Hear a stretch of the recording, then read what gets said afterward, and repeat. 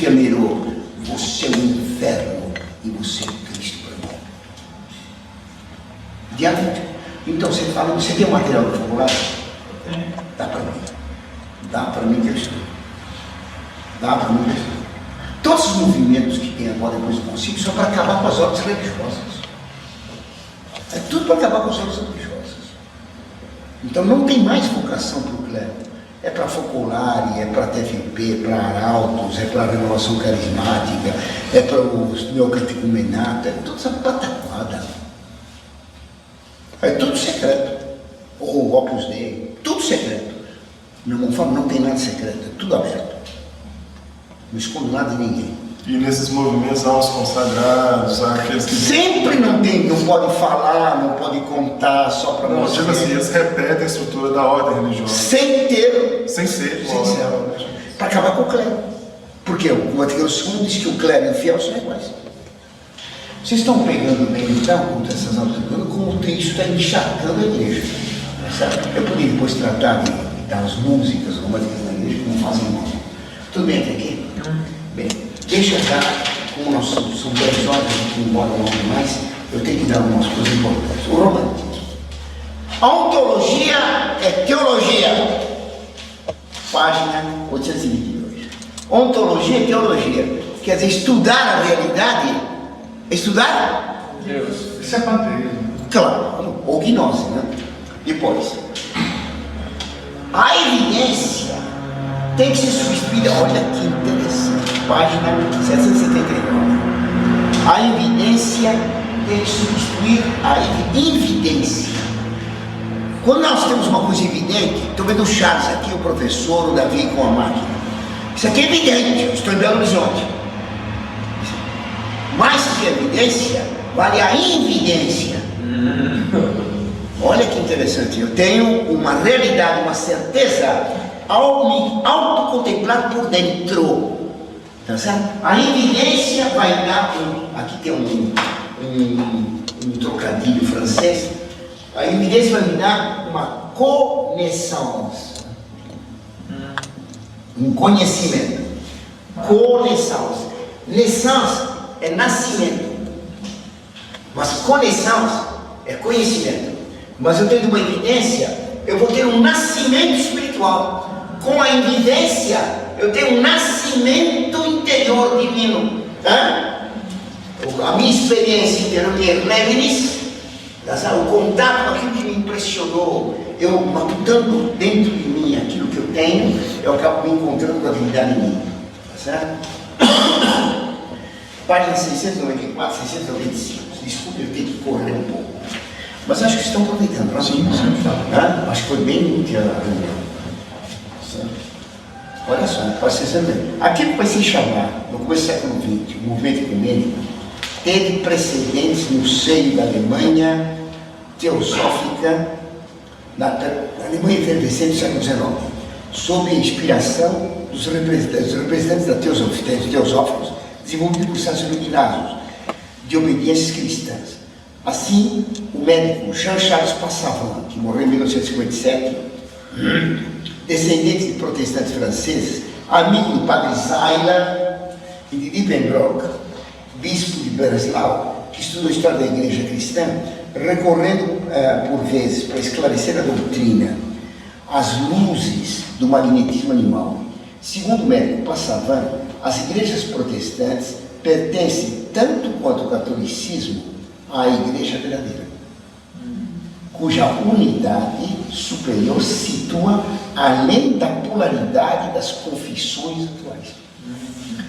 Quer dizer, as igrejas protestantes e a igreja católica pertencem à igreja verdadeira. Elas não subsistem. Elas têm oposições atuais. A separação começada nos séculos passados com Lutero se acentuou e as oposições ficaram tão violentas que se tornaram contradições. Tá certo? A reconciliação que começa devia transformar as contradições primeiro em oposições, e essas se aparentariam como cores complementares da luz de uma única verdade mais alta. É o elefante. É o elefante. É o arco-íris. As cores se completam. Então o protestantismo não é o contrário do catolicismo. vitalidade. Homens como François Wader, Goebbels, Daumet, Passavan consideram que o aprofundamento científico procurado pelos protestantes deve se alinhar com a riqueza intrínseca da fé católica.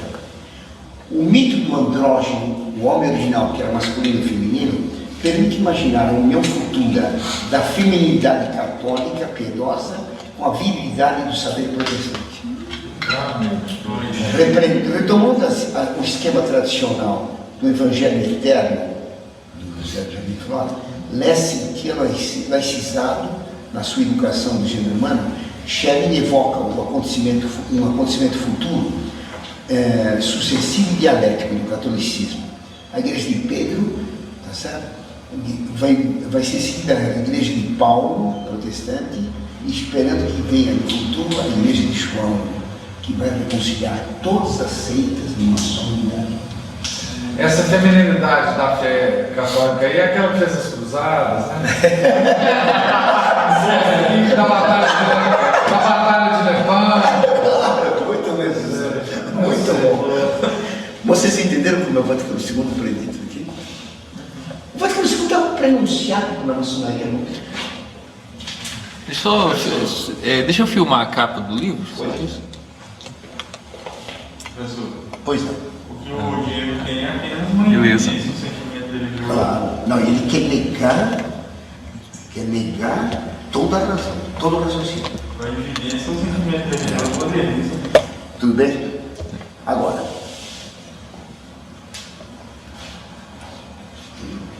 Mas o que eles vão entender? Vamos lá. 549. Esse livro aqui está todo escolado.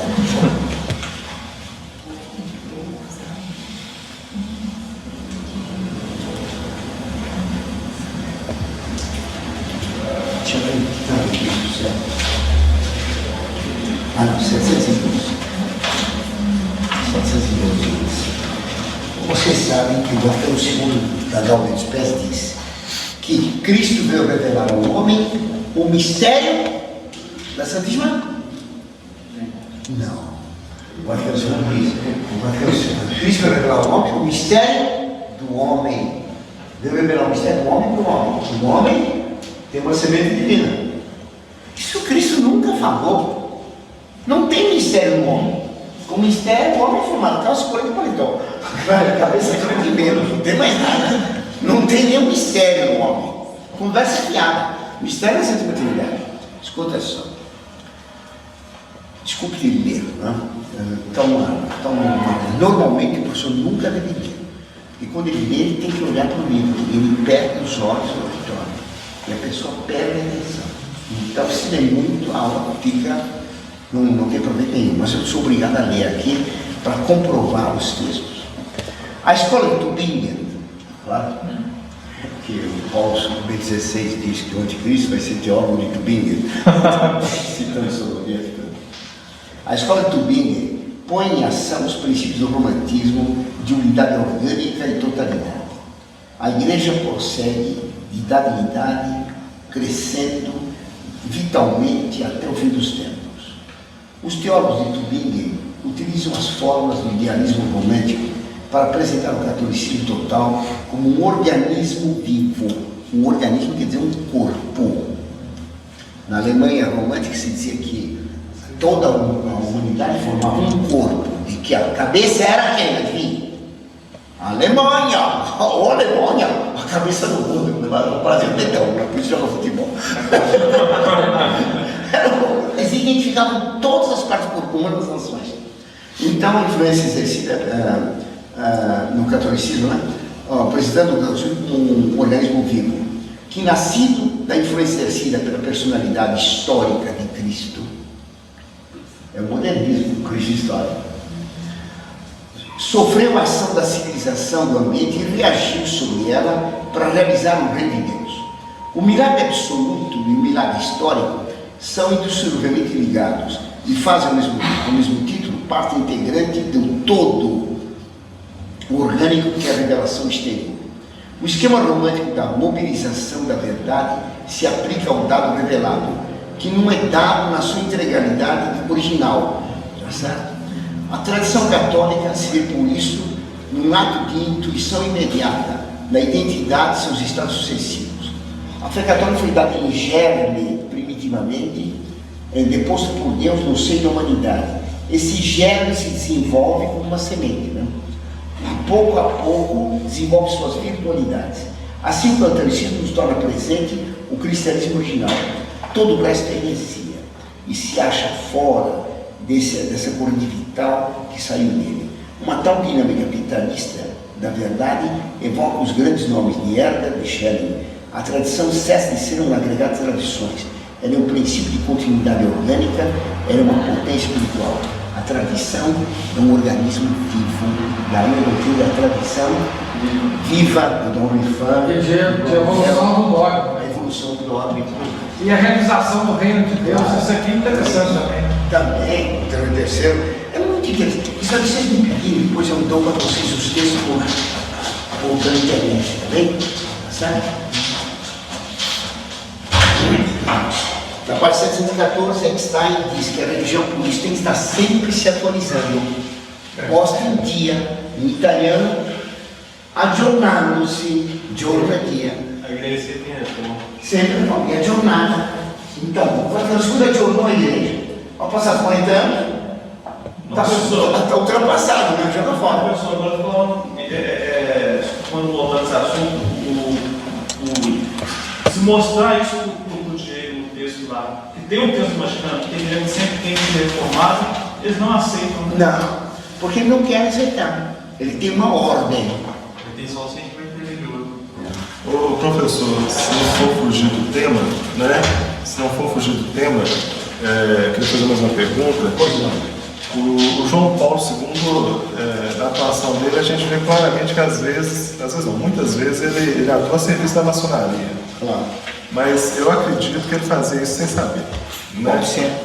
Pode ser. E o B16, ao contrário, né? Ele atua ruindo isso, né? Esses pilares do Vaticano II, etc., de uma forma muito inteligente. Será que ele tem consciência Eu acho que tem, filho. disso, né? Da influência do romantismo, da influência da gnose? Ele faz isso de forma consciente. Eu acho que tem. Ele não tem ainda a consciência completa. Então, por isso que ele usa termos. Você veja, por exemplo, quando uma pessoa se converte, um rapazinho se converte, passa a ser católico incorreto, mas ele guarda todos os costumes do passado, não guarda? Ele se confessou, de repente está no ramo, queria contar uma piada, de repente ele conta uma piada obscena, ou diz um palavrão, não é isso? Porque ele não tem controle completo da alma dele. A conversão não se faz de uma vez para outra.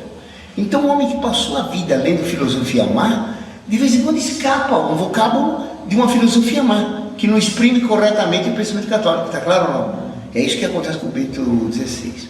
Agora, estão sendo publicados na Polônia os documentos secretos da polícia secreta polonesa, envolvendo João Paulo II. Da polícia secreta comunista. Da época de negociação com a Jaruzelski? Quando ele foi posto pelo Partido Comunista para combater o Vichy.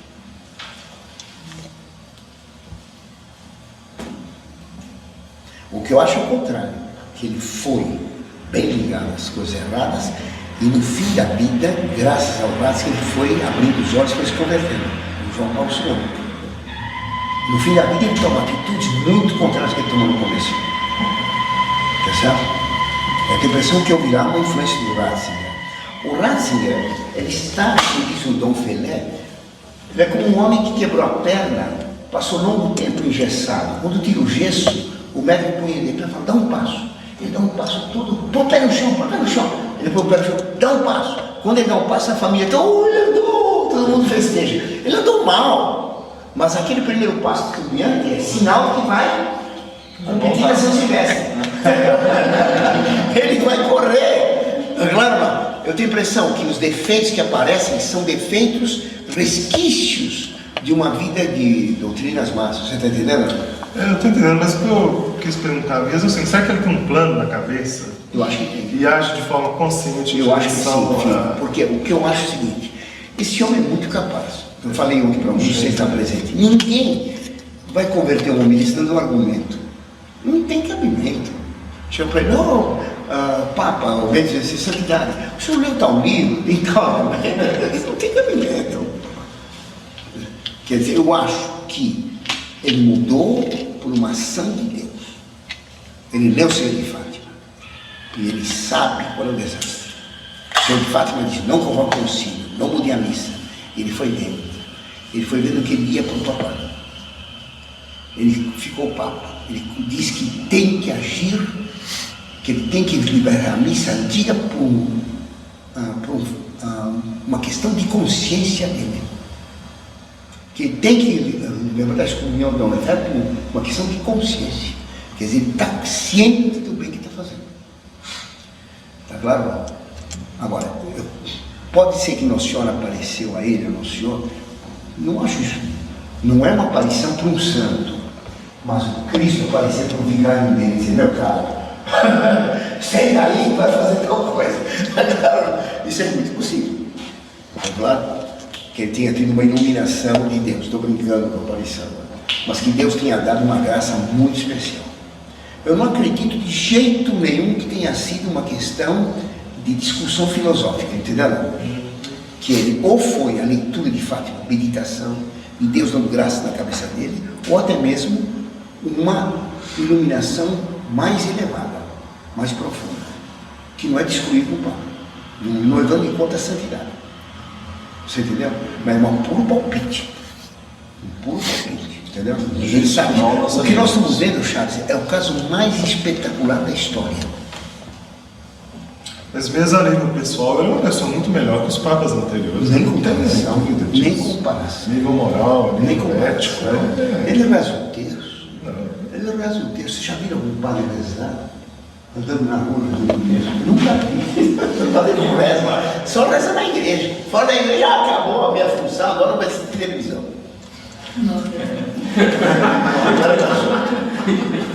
Vai ter jogo de Coringão. Aqui em Minas vai ter o jogo do Atlético. Escuta só. Desculpe ler de novo. Página 549. O empirismo do iluminismo é uma epistemologia desligada de toda ontologia. Olha que interessante. A filosofia do iluminismo é desligada de toda a metafísica. É só uma teoria do conhecimento. Se o homem conhece a realidade ou não. O pensamento romântico subordina a doutrina da verdade à ontologia. Uma mutação radical da inteligibilidade. A revelação, doação graciosa da verdade se opõe à ciência, fruto de uma pesquisa laboriosa da escola da razão. A infusão da verdade revelada supõe, agora romântico, né? Então o romântico é contra o racionalismo científico. Ele é agnóstico, então ele diz que é uma revelação interior. A intuição interior da verdade revelada supõe que haja uma abertura da humanidade para a transcendência, tá certo? Há uma abertura para a imanência de Deus na realidade concreta. O romantismo permite ultrapassar da linha que separa o humano e o divino. Quer dizer, o homem é Deus. Tá claro? Por isso o catecismo novo diz, o homem é capaz de Deus. Acabou com a transcendência. Deus está imanente. Daí, santo, santo, santo é o Senhor Deus do universo. Deus não é do universo, Deus é criador do universo. Está errado. Deus não é do universo, o universo é de Deus. Está claro? É uma contradição. Santo, santo, santo quer dizer sem mistura. Não tem mistura com o universo. Santo quer dizer sem imanência. Esse que é o santo. Uma farinha santa é uma figura que fica misturada com o polvilho, tá certo? Com gesso, com giz. Pessoal, esse Senhor Deus do universo não significa Senhor do universo, ele é dono do Sim, universo. filho. Mas como eles dizem que Deus está no meio de nós, claro, evidentemente aí quer dizer que Deus é imanente. Porque a palavra santo, santo, santo foi pronunciada por quem? 2 serafins, conhece isso em Isaías. Os serafins são os anjos mais elevados que existem, certo? E eles gritam, santo, santo, santo é o Senhor Deus dos exércitos celestiais. Os anjos mais elevados elogiam a Deus por ser santo, isto é, por não ter mistura. Eu já expliquei isso aí para vocês, eu falei. Receita de macarrão? Não? Já expliquei. Você já ouviu? Mas depois, minha avó dava receita de macarrão, tem que fazer macarrão quilo e farinha 12 ovos. Se fizer assim, hoje não dá certo. Porque o macarrão fica tudo quebrado, isso não funciona. Hoje a farinha exige só 8, 9 ovos. Por que isso? Porque não tem mais farinha pura no Brasil. A farinha é tudo cheia de gesso e tudo mais. Quando aquela de ovo vira um cimento que quebra tudo. Então, a farinha não é pura, a farinha não é santa, é misturada. Dizer que Deus é santo significa que Deus não tem mistura com o mundo. Em linguagem teológica, Deus é transcendente. Deus está infinitamente acima dos querubins. O que os anjos proclamaram, 2, Antigo e Novo Testamento. Que Deus está infinitamente acima do universo. Está claro? Agora, como se diz santo, santo, santo, é o Senhor do universo. Está claro? Supõe-se a imanência e não a transcendência. Claro que tem a possibilidade de uma outra interpretação, porque a frase é ambígua. Mas é pobre também. A mesma outra, Senhor Deus do universo, se for esse universo aqui, ele é Senhor de muito mais do que isso. Claro. Ele empobrece o Senhor. Claro. Mesmo que a gente dê. Claro. Deus só sendo o Senhor é muito pouco. Deus é transcendente. E essa ambiguidade é própria do modernismo. Próprio do modernismo. Sempre a frase ambígua é suspeita de heresia ou suspeita de erro. E tem a mesma excomunhão que a heresia que o erro. Se a pessoa em 6 meses não retirar a frase ambígua, está excomungada. O Vaticano II é todo ambíguo. Deixa eu terminar aqui. Então, perdi o filme aqui. A segurança ontológica compensa a incompletude da mensagem divina, já que a realidade humana, na sua finitude, não é capaz do infinito. Mas a revelação ao homem, a continuamente, aparece como uma revelação do homem. Isso está errado. A última frase está errada. Até aí. Está vendo? A revelação ao homem aparece como uma revelação do homem. Não é a revelação de Deus trino e uno. Deus é um só, Pai, Filho e Espírito Santo, que está insinuado no Santo, Santo, Santo 3. Cristo que revelou. E Cristo não veio revelar coisa nenhuma do homem. Ele veio revelar a Trindade e que Ele, Filho de Deus, se encarnou no homem, Jesus Cristo. É Deus e homem. São os 2 principais mistérios da fé. Nome singular. E Deus tem só uma substância. Em nome do Pai, do Filho e do Espírito Santo. O sinal da cruz é o sinal da atenção, porque os principais mistérios da nossa fé, unidade de Deus em nome, Pai, Filho e Espírito Santo, Trindade, a cruz sobre a cabeça e o peito, aceitando, tá certo? A redenção de Cristo, Deus encarnado, que nos salvou pela cruz, que eu aceito na minha inteligência e no meu coração, na minha inteligência e vontade, no meu ser inteiro, tá? Então o sinal da cruz não revela o mistério do homem ao homem, revela o mistério da unidade de Deus, encarnação, paixão e morte de Cristo na cruz. É claro isso? Então aqui é o texto de São Paulo II, da outra espécie. Cristo veio revelar ao homem, o mistério do homem. Eu vejo também tem esse ensino, Redentor homem. Depois, um texto para 694 a 25. Haverá 3 igrejas, a de Pedro, de Paulo e de João. Quando João XXIII foi eleito, o Beato João XXIII, certo? O nome dele surpreendeu, porque há muito tempo não tinha Papa João, desde o século XIV, quando tinha sido eleito um antipapa, um falso papa, que tomou o nome de João 23. Então ninguém mais quis pegar o nome do antipapa. Claro. Certo? Ele pegou, causou uma surpresa. Então, o Papa João logo se espalhou por toda a imprensa. Quem controla a imprensa são os japoneses. Diz que ele era um bom Papa João. Em Roma, ele, quando ficou Papa, toda noite ele saía, paisano, para passear em Roma. Ele gostava de andar por Roma. Ele via uma pizzaria, tomar um vinho, etc. Sabia-se que ele gostava então de andar, walker. Era João e Walker. Ele gostava de tomar, beber vinho e uísque.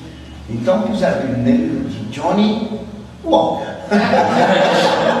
É o apelido dele. Intrigava o nome dele. Por que o nome João? Então, um dia eu recebi no grupo, eu preciso pesquisar na internet qual foi esse grupo que ele disse: eu sou vosso irmão João. A frase da escritura: eu sou vosso irmão José. Ele fala que é João. Irmão. Irmão. Ele é pai. Paulo VI também, na convocação do concílio em 63, quando ficou papa na Igreja Sua, ele disse que vai falar primeiro com o irmão, depois com o pai. Papa quer dizer o quê? Mas ele vai falar primeiro com irmão de quem?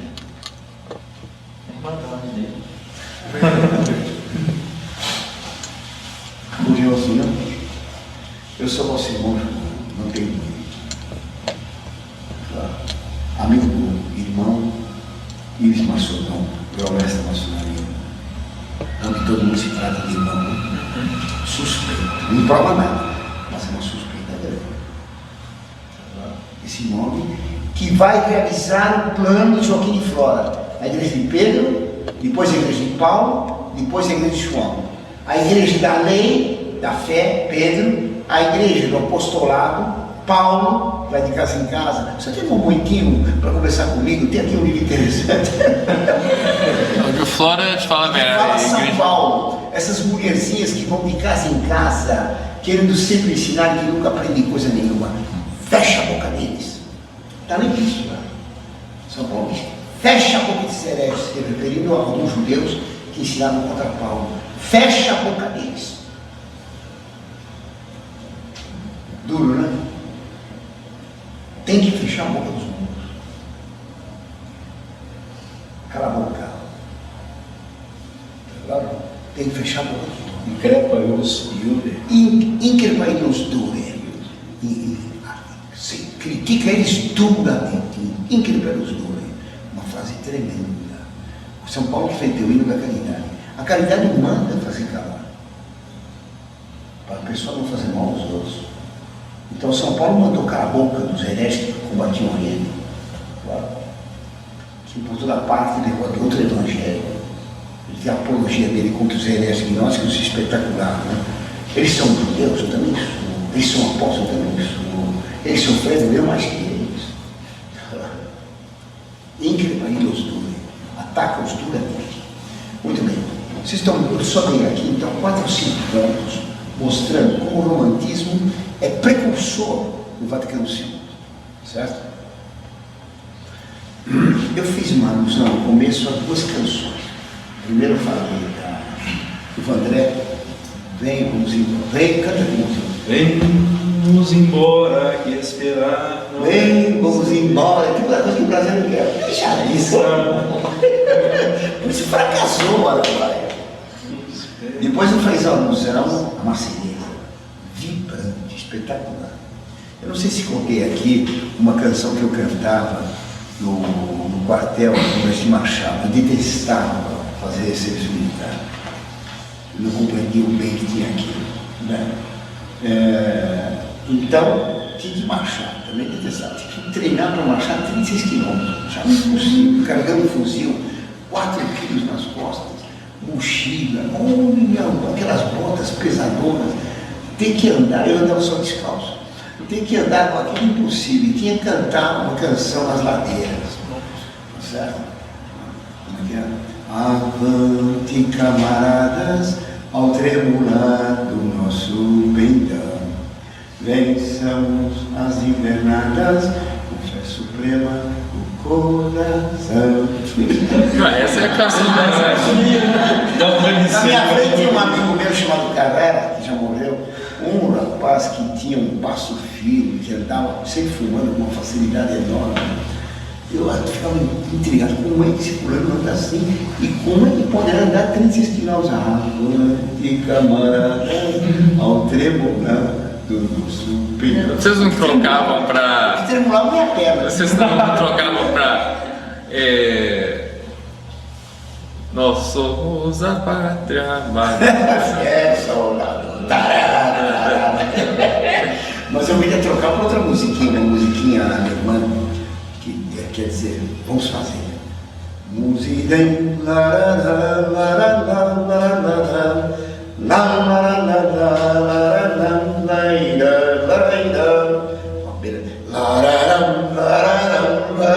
é um embolo de pistão pondo a voz para frente. Quem canta Musiden quando é pequeno, chegando da mocidade, monta num Panzer e invade a França. Atualmente ninguém invade a França. Eu tinha uma viagem que eu fiz agora em dezembro, estávamos a 10 km da fronteira da França. Perguntei para todo mundo qual era o caminho para a fronteira, ninguém sabia. 10 quilômetros, não tinha cartaz. Levei 2 horas procurando a saída para a França. Fomos na polícia. A polícia não sabia.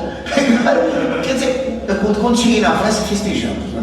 Então eu entrei num bar lá, falei, que bom, na Alemanha está tão desorganizado que não sabe nem o caminho da França. Soube lá que eles organizaram a invasão da França, mas o exército alemão se perdeu, não encontrou a saída. Quer dizer, a Alemanha está destruída. Né? O Musinen é uma marcha violenta, muito forte. Eu fiz uma tradução aqui, uma canção antiga, não sei se eu expliquei aqui, a canção Lorena. Eu explico só para vocês entenderem a beleza da música e a beleza da letra. É uma canção do século XVII. Canção que diz: passando pela Lorena com os meus tamanhos, é uma mocinha. Já contei? Contou. Já contei. Então, Mas muito tempo não conhece. Não ouviu não, hã? Quem não ouviu?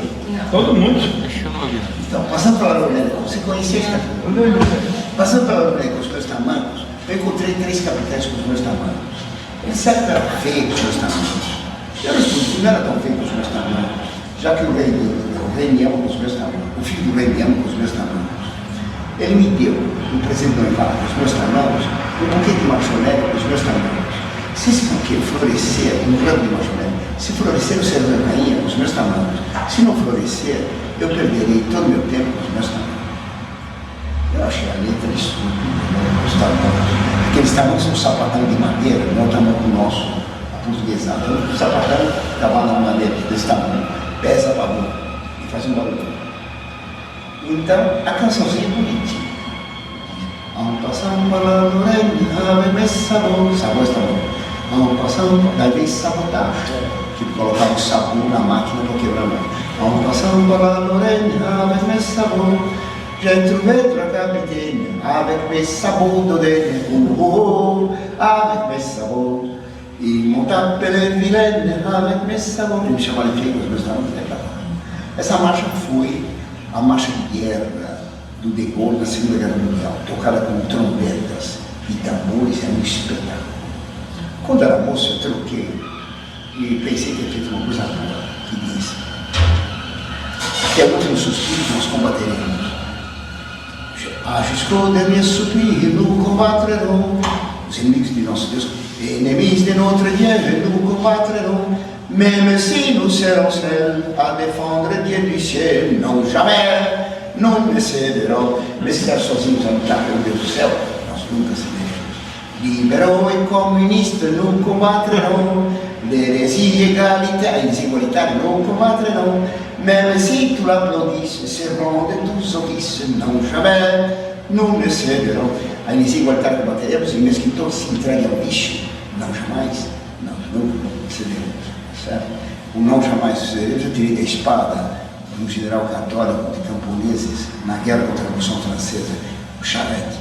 Ele ganhou um sabre do rei, ele mandou escrever então, ele combatia sozinho, mandou escrever no sabre: Je ne cède jamais, eu não cedo nunca. É a morte mais bonita que eu conheço na história dele. Ele era um coitado. Ele foi oficial de cavalaria, oficial de marinha, oficial de marinha, casou-se com interesse com a velha. Foi pedir a mão da velha rica, foi pedir a mão de uma moça, filho de uma velha rica. Quando ele pediu a mão da moça, a mãe da moça disse: não, você não pediu a mão de minha filha. Eu não sou tão velha. Como ele queria o dinheiro, casou com a velha. Não deu certo. Teve uma filha ruim, teve amantes, etc. Você falou da velha. Quando o Luís XVI foi preso, ele foi a Paris defender o rei. massacraram toda a guarda do rei, comeram 17 guardas suíços nos fornos, assaram e comeram. Enquanto comiam os guardas suíços, as prostitutas de Paris pegavam os soldados do rei, arrancavam as tripas, enrolavam os intestinos dos soldados mortos no pescoço, lavavam o rosto no sangue. O louco pôs fogo na capela, pôs fogo no palácio, certo? E pôs fogo no palácio e o louco na capela tocava um hino. Diezina, chegou o dia da ira, o dia do julgamento de Deus. Charette estava lá e fugiu, pegou a perna de um guarda suíço do rei, tinha mutilado o guarda, ele pegou a perna e saiu correndo com a perna do guarda, escorrendo o sangue dele, fugiu, não quis saber de mais nada. Quando os camponeses se rebelaram contra a Revolução Francesa, os camponeses foram à casa dele pedir para ele combater. Ele disse que não queria, não recebia ninguém. Invadiram a casa e ele se escondeu debaixo da cama, arrancaram debaixo da cama. Ele acabou aceitando. Vocês têm que jurar fazer tudo o que eu quero. Jurar. As primeiras batalhas em pé. Então tinha uma nobre lá que debochava dele. Os soldados dele só fugiram. Depois, quando ele ganhou, a nobre mandou um elogio para ele. Ele respondeu, fazia tanta questão dos elogios dela quanto das ofensas. Eu acabo de escrever para um aluno meu que eu converti, que era cego e passou a ver. Escreveu agora que ele quer ter coragem.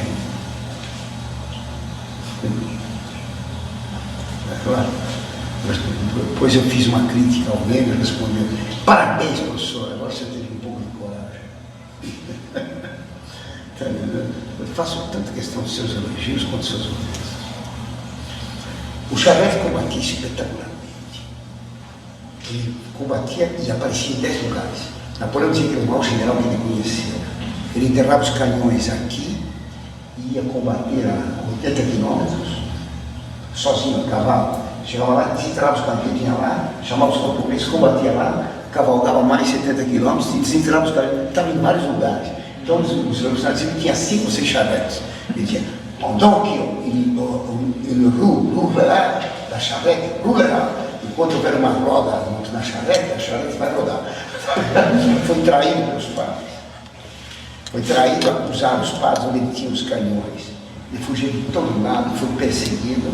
No final, no último combate, cercaram ele, feriram ele, levou um tiro na testa, quebrou o braço direito quebrou. Ele caiu ferido, um guarda alemão, um prisioneiro alemão, que lutava com ele, tentou salvá-lo, começou a puxar por baixo de uma cerca, mataram o guarda, ele ficou caído lá numa clareira. Aí veio um general revolucionário, Axel, era um gigante, se jogou em cima do charrete, prendeu o charrete. Quando levantaram ele, estava coberto de sangue, e perguntaram: você é o seu charrete? Você é o charrete? Oui, fora de charrete. Sim, para de charrete. Ele se lavava o sangue, falava de charrete. Julgaram ele e condenaram à morte. Ele tinha medo de morrer, porque tinha muito pecado. Então, no tribunal, com a cabeça enfaixada, o braço no tipóia, ele dizia: eu não respondia a nada. Ele falou: vocês estão me interrogando. Se eu tivesse preso vocês, eu fuzilava e pronto.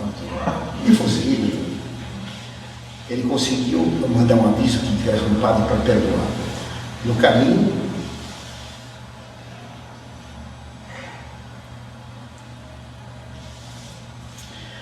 ele ia rezando com a cabeça enfaixada, todo mundo veio para ver aquele homem que ninguém conseguia pegar durante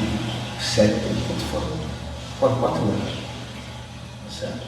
E uma janela tinha um padre escondido, e quando ele passou, o padre fez escondido em cima da cruz, ele fez em cima da cruz, e teve a absolvição. Ele foi morto numa praça de Viário. Eu estive lá para homenagear. Tem um pequeno monumento e tem um posto de gasolina. O nome dele está no posto de gasolina, uma cruz, da reserva. Os camponeses cantavam um hino para ele espetacular. Dans toutes les provinces où l'on entendit parler qu'il y a un nouveau prince connu dans la Vendée qui s'appelle Charette, vive son cœur. Chantons en pleine tête de gloire et voleur. Então os babichos falaram que é um novo príncipe que apareceu na Vendée. Ele se achava viva a coragem dele. Cantemos com toda a força, glória e honra. E daí para toda parte, até o mundo longo, com todas as batalhas dele. Era sensacional. Não vou contar as coisas dele. Quando ele chegou na Praça de Viago, deixaram espaço, fizeram um quadrado de soldados, o povo todo assistindo. Ele ficou sozinho, então ele se dirigiu aos oficiais revolucionários, cumprimentou um por um. E depois foi para o muro, se colocou no muro e tirou a mão. Todo mundo aqui pode. Disse, quando eu gritar fogo, vocês atirem. Assim que morre o bravo. Então fez o sinal da cruz e gritou fogo, assim que morre o bravo. Foi feita a descarga, a queima-roupa. Pegou 2 balas na cabeça, 5 no coração, sabe? Várias outras no corpo. Ele não caiu. Ele não caiu. Não caiu. Então o oficial se aproximou para dar o tiro final na cabeça de misericórdia. Aí ele foi se abaixando, ele dobrou o pé na esquerda, pôs a mão esquerda no chão, foi se deitando, se deitando. Quer dizer, uma coisa, tinha 5 tiros, 2 tiros na cabeça, 5 no coração. Mas é uma coisa fantástica. Deus permitiu que ele não caísse, que ele se deitasse. Os revolucionários disseram que tinha acabado a bandeira, o catolicismo estava morto. Aí apareceu um outro guerreiro, chamado Canutaro, que era um gigante maior que o professor, que pegava uma pedra de poço e levantava sozinho, agarrava um cavalo pelas patas traseiras, o cavalo se construía, não podia se mexer. Canutaro, um colosso, foi morto por Napoleão, o único homem que Napoleão tinha medo. Napoleão venceu a batalha de Marengo, na Itália, foi uma batalha sensacional, escreveu para Paris, prendam Jorge Canutaro, que era o único homem do mundo que era conhecido pelo primeiro nome. Só os reis eram conhecidos pelo primeiro nome. O resto não conheceu o nome. Mas o Jorge era um Canutaro, um camponês tremendo. Depois que Chagas morreu, ele liderou 100 mil camponeses. Ele, quando foi morto, ele foi morto diante de Notre Dame. Na prisão, ele reuniu os camponeses dele para rezar de Maria. Todo mundo ia escutar 6 horas, ele rezava para os camponeses. O tribunal dizia para os camponeses, se estiverem medo, olhem para mim.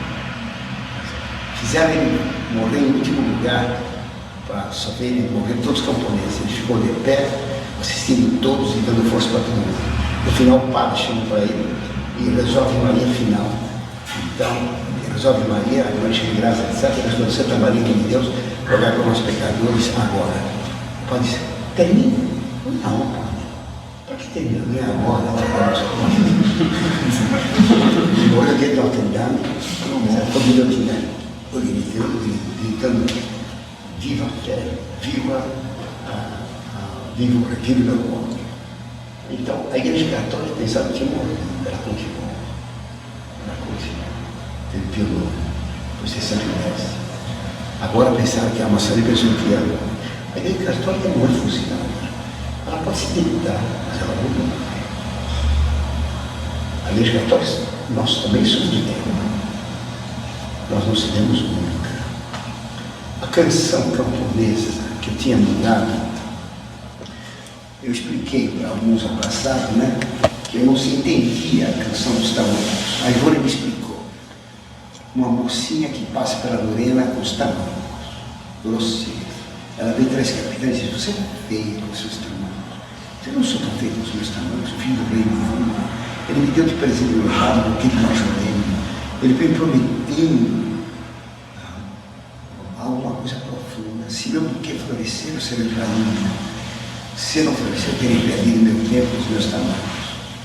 Então, Ivone me explicou, não conhecia a interpretação da letra. A mocinha que passa pela arena é a alma humana. É a nossa alma que passa na terra, onde 3 capitães dizem que nós somos feios, com as nossas misérias. O primeiro capitão é o mundo. O segundo é a nossa carne, essa é a terceira demônio. A alma é feia, você não presta, você cometeu tantos pecados, você tem tantos defeitos, tem tantas misérias. A alma responde, não, eu sei que tenho misérias, mas o Filho do Rei, o Filho de Deus me ama. O Filho de Deus é Jesus Cristo, Ele me ama, apesar dos meus pecados. Ele me prometeu que vai me dar o céu com o batismo. Os meus tamancos. Se eu florescer as graças que Ele me deu na vida, Eu sempre reino no céu com os meus filhos, com as minhas misérias. Se eu não aproveitar as graças, eu teria perdido o tempo da minha vida com as minhas misérias, com os meus espetáculos. Muito. Mas muito. A música é linda, a letra é uma maravilha, com os meus amigos. A minha letra, que fala de guerra, etc., é bom para os meninos combaterem e ter egoísmo, mas não tem a grandeza da canção camponesa de outrora. A Igreja Católica fez a Idade Média. Fez a Idade Média com os castelos, as catedrais, as aldeias, as abadias, as aldeias do povo, que isso é uma coisa linda. Quando eu vim Colmar, olha, uma cidadezinha de origem alemã, se eu fosse alemão, fazia a Terceira Guerra Mundial, é brincadeira, claro, para reconquistar Colmar. Tão bonita, uma cidade medieval. Quando estiver uma aldeia medieval na Europa, é uma coisa magnífica. Quando se escuta uma canção popular, feita pelo povo, não paga para difundir droga e sujeira e pecado. Quando se escuta uma canção camponesa, aquilo é muito bonito. Os camponeses que cantavam aquelas canções morriam de pé e fuzilados, se deitavam esperando que nascesse um outro herói, o Cabral. Esses santos que morreram pela igreja, eles estão no céu e nos olham. Chegou a nossa vez. Chegou a nossa vez. Eu tenho que morrer como eles. Eu tenho que viver como eles. Vamos rezar?